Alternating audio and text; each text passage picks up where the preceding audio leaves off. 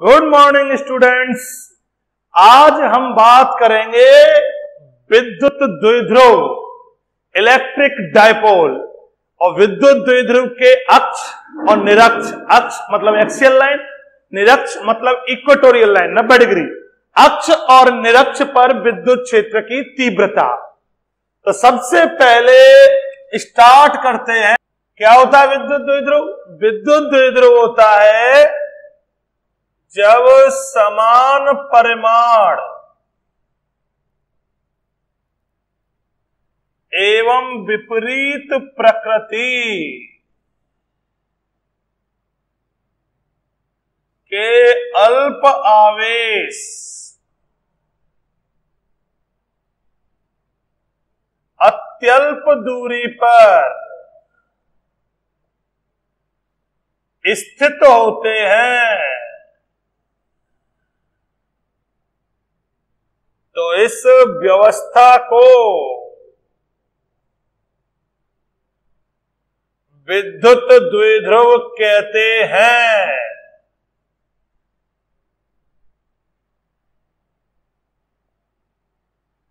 यानी कि परिमाण में समान, प्रकृति में विपरीत।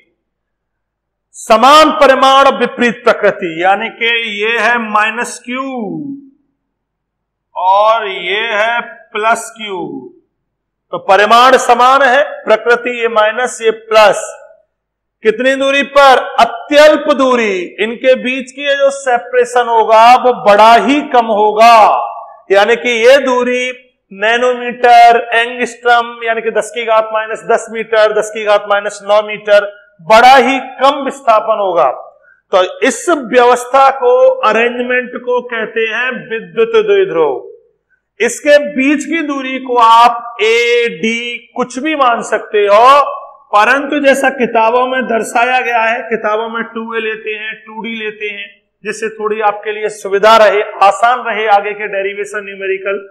तो हम इसका मध्य बिंदु मान लेते हैं O और ये दूरी मान लेते हैं A और ये मान लेते हैं A। टोटल कितनी हो गई? 2a। इन दोनों के मध्य का जो विस्थापन है या दूरी है वो हो गई 2a। इसको बोलते हैं द्विध्रुव दूरी, डायपोल लेंथ। और ये हो गई, मान ली कितनी हमने? 2a। जरूरी नहीं आप 2a लो, 2d ले सकते हो, x ले सकते हो, l ले सकते हो, वो आपकी मर्जी। किताबों में लेते आए हैं तो हमने भी ले लिए 2a। खैर, तो ये अरेंजमेंट कहलाता है द्विध्रुव। अब इसमें बात करते हैं विद्युत द्विध्रुव आघूर्ण की। विद्युत द्विध्रुव आघूर्ण यानी कि इलेक्ट्रिक डायपोल मूवमेंट। क्या होता है विद्युत द्विध्रुव आघूर्ण? विद्युत द्विध्रुव आघूर्ण होता है विद्युत द्विध्रुव के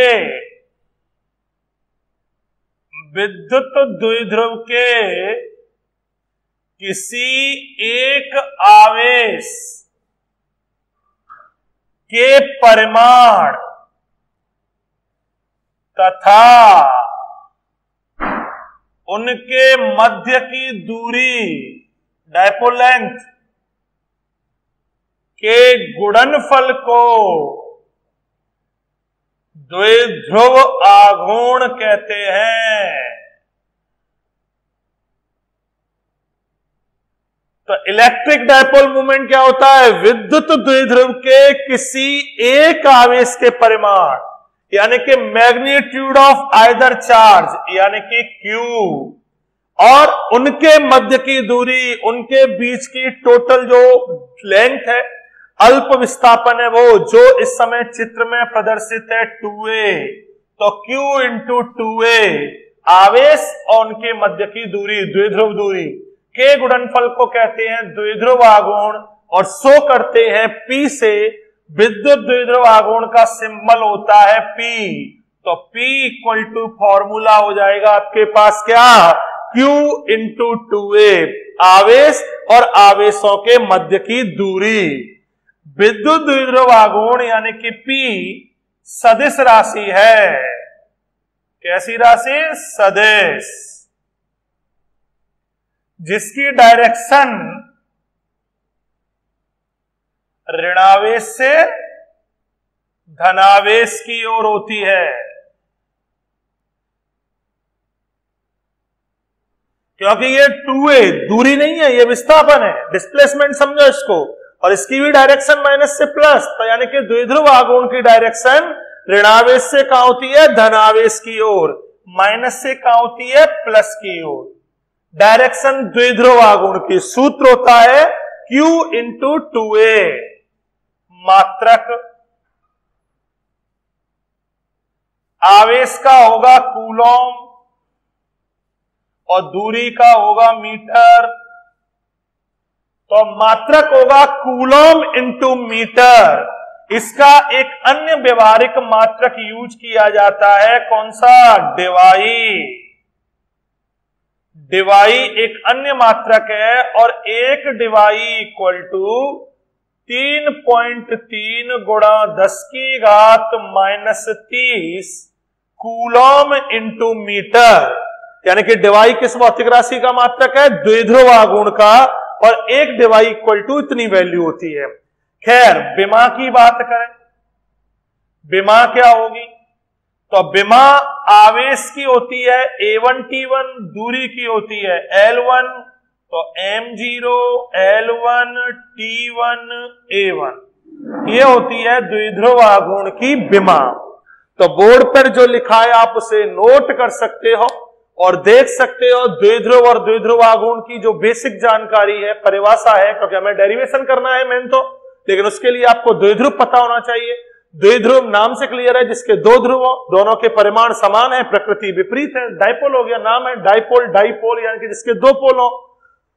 बीच का ये सेपरेशन प्लस माइनस है, वैसे भी आकर्षित करेंगे, बड़ा ही कम होगा, बहुत ही कम होगा ये सेपरेशन, 10 की घात -9 मीटर, 10 की घात -6। तो ये दूरी बड़ी कम होती है, जिसको हमने 2a से शो कर दिया, इसको हम द्विध्रुव दूरी कहते हैं। हम इस डाइपोल के अक्षीय रेखा पर या निरक्ष पर, अक्षीय का मतलब होता है दोनों आवेशों को मिलाने वाली रेखा, यानी कि दोनों आवेशों को मिलाती हुई आप रेखा खींच दीजिए, इसको कहते हैं अक्षीय रेखा। क्योंकि आपका अगला टॉपिक होगा अक्षीय रेखा पर स्थित किसी बिंदु पर विद्युत क्षेत्र की तीव्रता ज्ञात करना। तो आपको जब अक्षीय रेखा का एक्सियल लाइन का डेरिवेशन करना होगा, तो बिंदु आपको या तो यहां लेना पड़ेगा या यहां लेना पड़ेगा, कहीं भी ले सकते हो। तो दोनों आवेशों को मिलाने वाली रेखा को कहते हैं अक्षीय रेखा, यानी कि एक्सियल लाइन।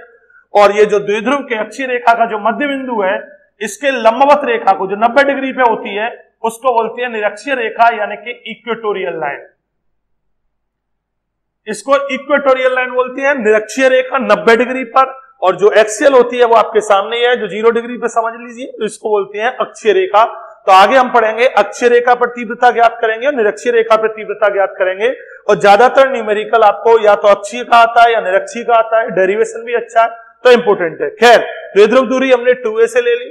द्विध्रुव आघूर्ण हमने पढ़ा, तो द्विध्रुव आघूर्ण होता है जो विद्युत द्विध्रुव है उसके किसी एक आवेश के परिमाण यानी कि Q और उनके बीच का विस्थापन यानी कि 2a, इसके गुणनफल को कहते हैं द्विध्रुव आघूर्ण। ये वेक्टर राशि है जिसकी डायरेक्शन नेगेटिव से पॉजिटिव, इसको याद रखें, लर्न करें इसको। ये डायरेक्शन कहां होती है? माइनस से प्लस की ओर होती है, यानी कि P वेक्टर क्वांटिटी है। मात्रक कूलम इंटू मीटर, डिवाइस से यूज कर सकते हैं, व्यवहारिक मात्रक है, और dimension M0 L1 T1 A1। तो अब हम पढ़ेंगे, ये है विद्युत द्विध्रुव और द्विध्रुव आघूर्ण के बारे में।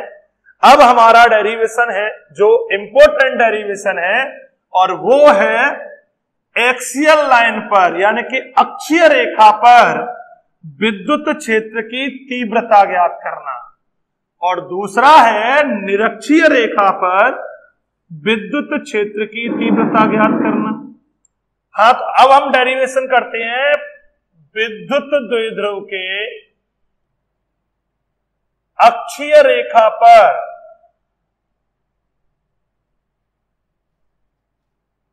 स्थित बिंदु पर विद्युत क्षेत्र की तीव्रता,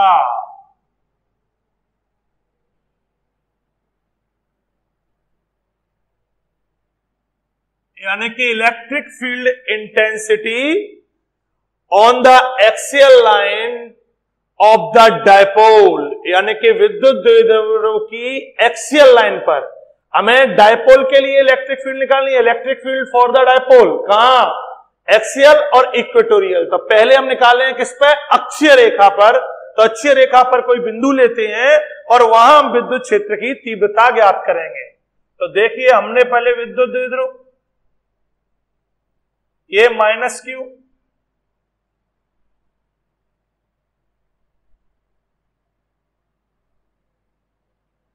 और ये ले लिया प्लस क्यू, द्विध्रुव बना दिया। मिडिल पॉइंट ओ, मध्य बिंदु, ये दूरी स्मॉल ए, ये दूरी स्मॉल ए। तो विद्युत द्विध्रुव आपके सामने है जिसका मध्य बिंदु है ओ, और माइनस क्यू प्लस क्यू बीच की दूरी टोटल 2 है। अक्षीय रेखा दोनों आवेशों को मिलाती हुई रेखा। तो हमने इसकी अक्षीय रेखा पर एक बिंदु मान लिया यहां P।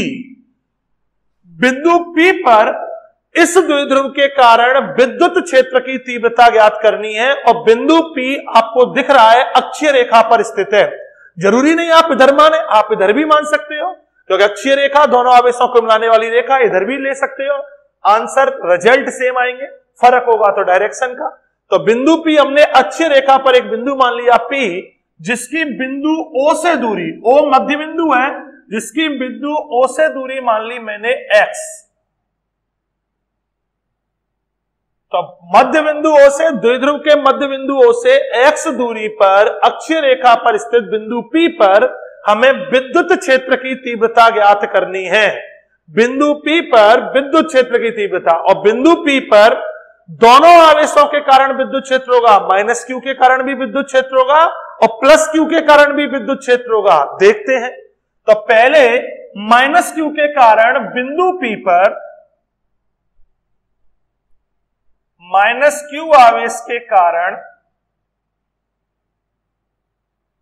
P पर विद्युत क्षेत्र की तीव्रता, इसको A मान लेते हैं पॉइंट, इसको B पॉइंट मान लेते हैं। बिंदु A पर माइनस क्यू आवेश, B पर प्लस क्यू आवेश, ये पहला होगा फर्स्ट आवेश, और इसको सेकंड आवेश मानते हैं। तो माइनस क्यू आवेश के कारण बिंदु P पर विद्युत क्षेत्र की तीव्रता कितनी होगी,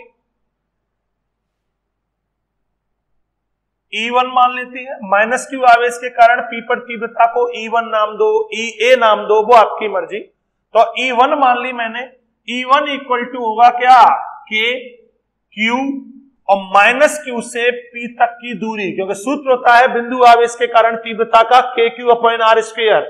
माइनस Q आवेश है, उससे P तक की दूरी चाहिए, यानी कि A से P तक की दूरी, तो KQ अपॉन AP स्क्वायर। यहां से यहां तक की डिस्टेंस जो हमें इस समय नहीं दिख रही, तो उसको मैंने नाम दे दिया क्या, AP स्क्वायर। डायरेक्शन कहां होगी इसकी, E1 की। ऋणावेश के कारण आपने पढ़ा है तीव्रता कहां होती है, ऋणावेश की ओर। विद्युत क्षेत्र की दिशा कहां होती है, ऋणावेश की ओर।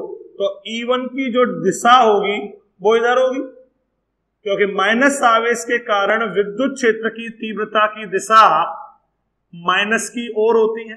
तो ऋणावेश के कारण बिंदु P पर तीव्रता को E1 नाम दिया। फॉर्मूला होगा KQ upon AP square, A से P तक की डिस्टेंस चाहिए, और डायरेक्शन माइनस की ओर, तो E1 की डायरेक्शन लगा दी KQ अपॉन AP स्क्वायर। दिशा की बात करें तो P से A की ओर, PA दिशा में, यानी कि ऋणावेश की ओर। AP की वैल्यू आप बोर्ड से नोट कर सकते हो। O से P तक की वैल्यू है x, O से A तक की वैल्यू है A, तो टोटल डिस्टेंस कितनी हो जाएगी, x प्लस A का स्क्वायर। तो E1 की वैल्यू कितनी हो जाएगी, KQ upon x plus A से P तक की टोटल डिस्टेंस कितनी होगी, x तो हो गई है और ये हो गई A, तो टोटल हो गई x प्लस A। तो माइनस क्यू आवेश के कारण, बिंदु आवेश के कारण तीव्रता का सूत्र KQ upon R square. R का मतलब ये टोटल डिस्टेंस, और टोटल डिस्टेंस होगी x प्लस A, तो हमने लिख दिया KQ upon x plus A का होल स्क्वायर। डायरेक्शन ऋणावेश के कारण टूवर्ड्स द नेगेटिव, यानी कि ऋणावेश की ओर। तो E1 की डायरेक्शन बोर्ड पे आपको दिख रही है ऋणावेश की ओर, जिसे हम PA दिशा में बोल सकते हो, या towards the negative. Equation first. अब देखिए, प्लस क्यू आवेश के कारण P पर विद्युत क्षेत्र की तीव्रता बताइए कितनी होगी। उसको मान लिया मैंने E2 मानो या EB मानो, प्लस क्यू आवेश बिंदु B पर है तो इसको EA मान सकते थे, क्योंकि A पर है इसको EB मान सकते हो, मैंने E1 E2 मान लिया। तो E2 की वैल्यू कितनी होगी, E2 इक्वल टू होगा KQ, और प्लस क्यू बिंदु B पर है तो B से P तक की डिस्टेंस BP स्क्वायर। अगर इसकी वैल्यू देखूं BP की कितनी होगी, तो B से P तक की वैल्यू नहीं है आपके पास, क्या करोगे, O से P तक की वैल्यू है X, O से B तक की वैल्यू है A, तो अगर मैं X में से A माइनस कर दूं तो क्या आ जाएगी BP, तो BP की वैल्यू हो जाएगी X माइनस A का होल स्क्वायर, यानी कि इसमें से इसको माइनस कर दिया तो ये हिस्सा बचेगा, यानी कि BP, तो वैल्यू आएगी क्या, X माइनस A का होल स्क्वायर। बात डायरेक्शन की करें तो ऋणावेश के कारण तो दिशा ऋणावेश की ओर होती है, और प्लस के कारण बिंदु P पर विद्युत क्षेत्र की दिशा कहां होगी, प्लस से दूर। धनावेश के कारण कहां होती है, away from the charge, away from the positive charge, धनावेश से दूर। माइनस के कारण माइनस की ओर, और धनावेश के कारण धनावेश से दूर, इसको कह सकते हैं BP दिशा में। तो डायरेक्शन का बड़ा इंपॉर्टेंट रोल है और आपको समझ में भी आनी चाहिए, क्योंकि आप पहले पढ़ चुके हो। माइनस के कारण दिशा होती है माइनस की ओर, और प्लस के कारण दिशा होती है प्लस से दूर। तो E2 की दिशा बाहर की ओर, अवे फ्रॉम द चार्ज, और E1 की दिशा टुवर्ड्स द चार्ज, यानी कि ऋणावेश की ओर। E1 E2, तो आपके पास E1 की वैल्यू है, E2 की वैल्यू है, हमें निकालनी है नेट बिंदु P पर परिणामी तीव्रता। दोनों आवेशों के कारण P पर विद्युत क्षेत्र है, हमें नेट निकालना है। तो उसके लिए आप जानते हो अध्यारोपण का सिद्धांत, वो कहता है कि बिंदु P पर परिणामी तीव्रता दोनों के सदिश योग के बराबर होगी। पर यहां तो बिल्कुल क्लियर है, दोनों की दिशाएं जस्ट क्या है, विपरीत हैं, E1 की इधर और E2 की इधर। तो बड़ा सिंपल है, अगर हमें बिंदु P पर परिणामी तीव्रता निकालनी है तो एक में से दूसरे को क्या कर देंगे, माइनस। अब माइनस किस में से किसको करेंगे ये भी देखिए। अतः बिंदु P पर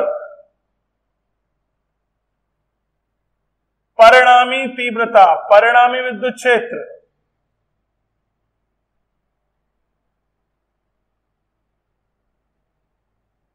इसको मान लिया मैंने E या E नेट, कुछ भी मान सकते हो।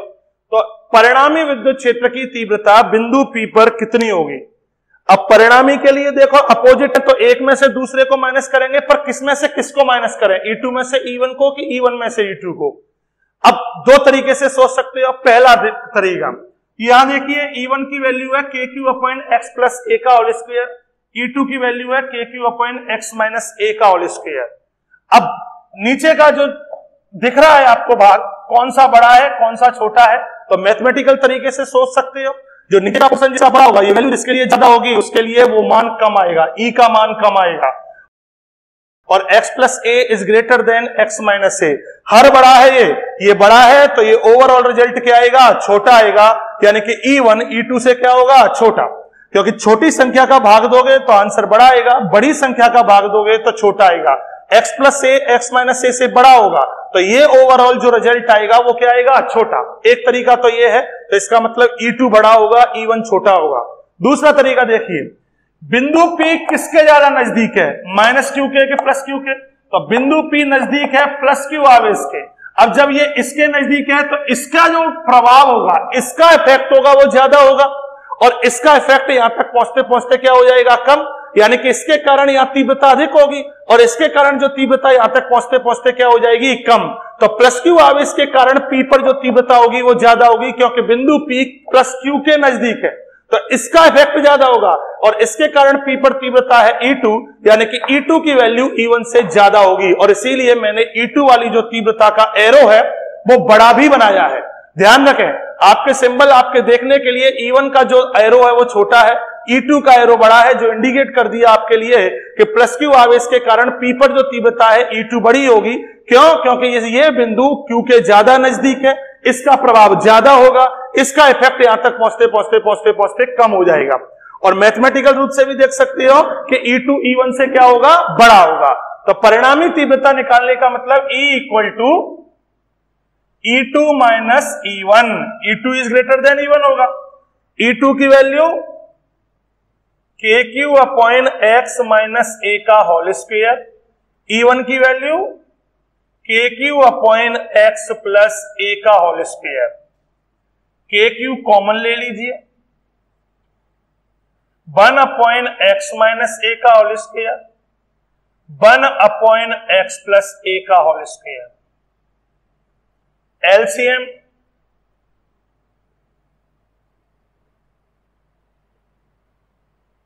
ये इधर मल्टीप्लाई x प्लस A का होल स्क्वायर, ये इधर मल्टीप्लाई x माइनस A का whole square. KQ A minus B का whole square, A plus B का होल स्क्वायर, यानी कि A square minus B square का होल स्क्वायर। पढ़ा होगा फॉर्मूला 10th में। तो x माइनस A का whole square into x plus A का होल स्क्वायर, इसको हम लिख सकते हैं x square minus A square का होल स्क्वायर। अब इस होल स्क्वायर को ओपन कर देते हैं, x square plus A square plus 2xa या 2ax। अब इस होल स्क्वायर को ओपन करते हैं, साथ ही माइनस का मल्टीप्लाई करते हैं, तो minus x square minus A square, और यहां माइनस आएगा तो माइनस माइनस प्लस 2ax। समझ गए होंगे, वेरी सिंपल। ये a प्लस बी के होल स्क्वायर की तरह ओपन कर दिया, ये a माइनस बी के होल स्क्वायर की तरह ओपन कर दिया। अब देख सकते हो जो स्टेप कैंसिल होती है उन्हें कैंसिल कर दो, एक्स स्क्वायर से एक्स स्क्वायर गया, a स्क्वायर से a स्क्वायर कैंसिल, क्या बचा k q 2ax और 2ax कितना 4ax upon x square minus A square का होल स्क्वायर। परिणामी तीव्रता है द्विध्रुव के कारण किस पर, अक्षीय रेखा पर। देखिए नोट कीजिए, फिर इससे आगे लिखेंगे। एक बार दोबारा रिमाइंडर डाल देते हैं। रिमाइंडर यह है कि हमने विद्युत द्विध्रुव के अक्ष पर निकाली, अक्ष दोनों आवेशों को मिलाने वाली रेखा यानी कि बिंदु P की मध्य बिंदु O से दूरी हमने x मान ली। तो P पर तीव्रता पहले माइनस Q आवेश के कारण निकाली जिसे E1 नाम दिया, और माइनस Q से P तक की दूरी होगी x प्लस A, ये x और यहां से यहां तक A, तो x प्लस A का होल स्क्वायर। ऋणावेश के कारण दिशा ऋणावेश की ओर होती है, तो डायरेक्शन E1 की माइनस की तरफ होगी। प्लस Q आवेश के कारण P पर तीव्रता को E2 नाम दिया, KQ अपॉन प्लस Q से P तक की डिस्टेंस होगी x माइनस A, ये वैल्यू आ जाएगी, तो x माइनस A का होल स्क्वायर। प्लस के कारण दिशा कहां होती है, प्लस से दूर, तो नेगेटिव के कारण तो ऋणावेश की और पॉजिटिव के कारण धनावेश से दूर, अवे फ्रॉम द चार्ज। ये बिल्कुल क्लियर है कि दोनों जस्ट विपरीत है, तो परिणामी तीव्रता दोनों के अंतर के बराबर होगी। बड़ाई कौन सी है इसमें से, E1 E2 में से, तो बहुत सिंपल है, बिंदु P जो है वो प्लस Q आवेश के ज्यादा नजदीक है, इसका प्रभाव ज्यादा होगा और इसका प्रभाव यहां तक पहुंचते पहुंचते कम हो जाएगा। कॉमन सेंस है कि E2 इज ग्रेटर देन क्या होगा, E1, तो इसीलिए हमने परिणामी तीव्रता निकाली, तो E2 में से किसको घटा दिया, E1 को। E2 की वैल्यू समीकरण 2 से, E1 की वैल्यू समीकरण 1 से। वैल्यू रखी, KQ कॉमन लिया, ये लिया, एलसीएम ले सकते हो, इसका मल्टीप्लाई इधर इसका इधर किया। A माइनस बी का whole square into A plus B के होल स्क्वायर को लिख सकती है A square minus B square का whole square. A plus B के होल स्क्वायर की तरह इसको ओपन कर दीजिए, A माइनस बी के होल स्क्वायर की तरह इसको ओपन कर दीजिए। ध्यान रहे माइनस का मल्टीप्लाई करना है, तो माइनस वाला स्टेप प्लस हो गया, 2ax और 2ax हो गया 4ax। तो आपके लिए विद्युत द्विध्रुव के अक्ष पर तीव्रता का सूत्र आ गया। इसको पर हम थोड़ा और सरल कर सकते हैं, इसको याद करने में आपको थोड़ी कठिनाई होगी, देखते हैं।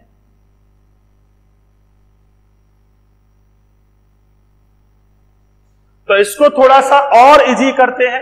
हमने पढ़ी थी अभी एक टर्म, एक परिभाषा द्विध्रुव आघूर्ण की।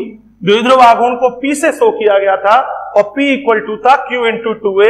तो इसको हम आगे लिखते हैं, E इक्वल टू 4 जो है उसमें से एक 2 बाहर ले आए, K की जगह K रखा, Q की जगह Q रखा और 2a x upon x square minus A square का होल स्क्वायर। देखो क्या किया है, K वहीं का वहीं, Q वहीं का वहीं।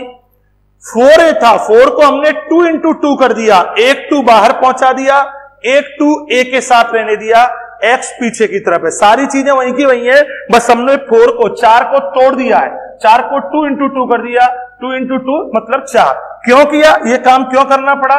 क्योंकि अब आपके पास q into 2a आ गया, और आप जानते हो q into 2a क्या होता है, p मतलब द्विध्रुव आघूर्ण, आवेश और मध्य की दूरी के गुणनफल को क्या कहते हैं, द्विध्रुव आघूर्ण।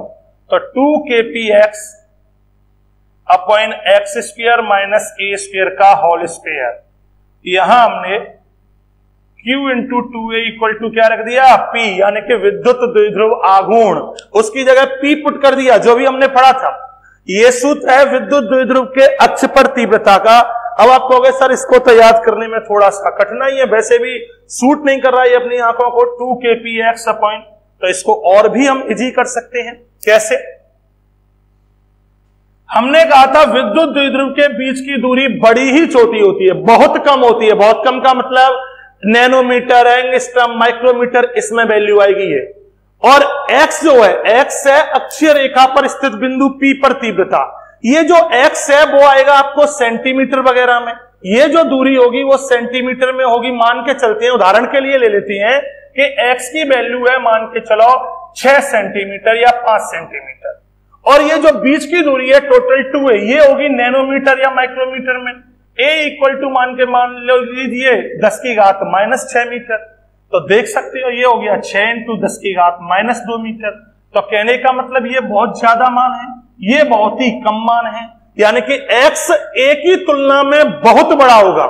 ये सेंटीमीटर में, ये माइक्रो, नैनो, एंगस्ट्रम, तो x का मान मच लार्जर, ग्रेटर देन किससे, a से बहुत बड़ा मान होगा x का।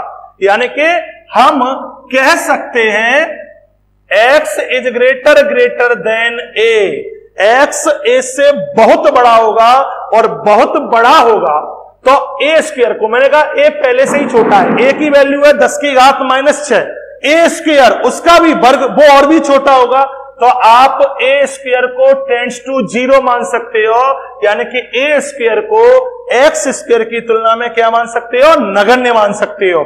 a का मान x की तुलना में बहुत छोटा होगा, x a से बहुत बड़ा होगा, और a बहुत छोटा है, मान के चलो 10 की घात -6, उसका भी वर्ग तो 10 की घात -12 है, जो कि बहुत कम होगा। तो a स्क्वायर को हम x स्क्वायर की तुलना में क्या मान सकते हैं, नगण्य, और नगण्य मानेंगे तो आप a स्क्वायर को टेंड्स टू 0 का मतलब ये नहीं कि 0 है, ये बिल्कुल वैसा ही है जैसे बिंदु वो था टेस्ट चार्ज, परीक्षण आवेश में टेंड्स टू 0 का मतलब है कि लगभग 0 की ओर अग्रसर, तो हम a स्क्वायर को x स्क्वायर की तुलना में नगण्य मान सकते हैं। तो E इक्वल टू केवल x स्क्वायर, और x स्क्वायर का स्क्वायर हो जाएगा x4, और x4 से x गया तो x3। अब बनी ना बात, अब आया आपके पास फॉर्मूला याद करने लायक, इसको आप लर्न कर सकते हो। विद्युत द्विध्रुव के अक्ष पर विद्युत क्षेत्र की तीव्रता का सूत्र होगा क्या, 2kp अपॉन x3। ये कहानी तब हुई जब ये वैल्यू बड़ी कम होगी, और होगी भी, क्योंकि ये जो दूरी होती है बड़ी कम होती है, पहले से बोलते आ रहे हैं। x की तुलना में a बहुत ही छोटा होगा, तो a स्क्वायर तो और भी छोटा होगा, इसीलिए हमने इसको इसके कंपैरिजन में नगण्य मान लिया। x से x4 घटा तो x3, तो द्विध्रुव के अक्ष पर विद्युत क्षेत्र की तीव्रता का सूत्र होता है 2kp अपॉन x3। k जानते ही हो, निर्वात या वायु हो तो k की वैल्यू आप जानते हो, k की वैल्यू आप लगा सकते हो 1.45 एप्सिलॉन नॉट निर्वात या वायु के लिए। p द्विध्रुव आघूर्ण जानते हो, x वो दूरी है। अगर आप कहोगे कि सर इसको सदिश रूप में लिखिए, क्योंकि वेक्टर राशि है e, तो e के ऊपर वेक्टर, इधर किस पर वेक्टर लग जाएगा, e पर, तो e vector equal to 2kp vector upon x3। सदिश रूप में लिखने के लिए आप देख सकते हो बन गया ये, लेकिन इसको आपको चेक करना पड़ेगा, जरूरी नहीं आपने यहां विद्युत द्विध्रुव आघूर्ण सदिश राशि है p पर वेक्टर लगा दिया तो आपका आंसर सही है ना। चेक कीजिए डायग्राम से, डायग्राम में दिशा कहां थी, डायग्राम में दिशा द्विध्रुव के कारण p पर, बड़ा कौन, E2, और E2 की दिशा कहां थी, प्लस से दूर, प्लस का से दूर का मतलब माइनस से प्लस की ओर। इस द्विध्रुव के कारण P पर जो तीव्रता थी, इसमें बड़ा कौन? E2, और जिसका बड़ा, जो बड़ा, जिसकी लाठी उसकी भैंस, जो बड़ा उसी की दिशा। और E2 की दिशा कहां है? माइनस से प्लस की ओर, नेगेटिव से पॉजिटिव की ओर। तो चित्र के अकॉर्डिंग द्विध्रुव आग जो विद्युत क्षेत्र की तीव्रता है उसकी परिणामी दिशा होनी चाहिए माइनस से प्लस की ओर। और फॉर्मूले के अकॉर्डिंग E की दिशा आती है P वेक्टर की दिशा में। P वेक्टर यानी कि द्विध्रुव आघूर्ण, और द्विध्रुव आघूर्ण की भी दिशा कहां होती है? माइनस से प्लस की ओर। तो यानी कि हमारा डायग्राम, हमारा फॉर्मूला दोनों एक ही बात कह रहे हैं कि विद्युत द्विध्रुव के अक्ष पर जो तीव्रता की दिशा होती है वो P वेक्टर यानी कि द्विध्रुव आघूर्ण की दिशा में होगी, यानी कि माइनस से प्लस की ओर होगी। तो ये भी बात और ये बात दोनों सेम है, तो फिर आपका ये वेक्टर फॉर्म बिल्कुल करेक्ट है। तो E vector equal to 2kP vector upon x cube, यानी कि अक्ष पर तीव्रता का सूत्र ये होता है, दिशा P वेक्टर की दिशा में होगी, P का मतलब होगा माइनस से प्लस की ओर। ध्यान रखें इस दिशा का, ये बड़ी इंपॉर्टेंट है। दिशा कहां होगी?